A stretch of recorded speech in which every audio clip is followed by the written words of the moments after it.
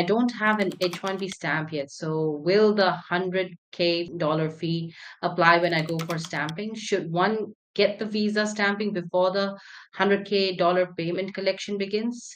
Well, I mean, the 100K payment collection's already begun. So just yesterday, they dropped the link where you're able to pay the fee. Allegedly, if your case was approved before the implementation of the policy, you should be fine from the fee, regardless of whether or not the fee becomes applicable upon exiting the United States or not. So that being said, I don't think you're subject to the fee, but is the consulate going to understand that? Is CBP going to understand that when you're coming in? I don't know. But I had a woman tell me shortly after the proclamation was announced, when she was admitted to the United States, a CBP officer told her, hey, expect to pay that 100K fee for your extension. And she was like, I don't think that's right. That's not how the proclamation. And he goes, no, be prepared to pay it. So when that fee goes in with actual implementation, I think it's going to be, pardon my language, but I think it's going to be a shit show. I really think it is. I think you're going to have people who are not ready to understand who this applies to and doesn't apply to, having to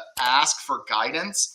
I have already heard from consular officials that the State Department right now is not really helping with issuing clear guidance on what it is they're supposed to be doing. Some of them still are trying to figure out what exactly they're supposed to be doing with social media post reviews for people on F1.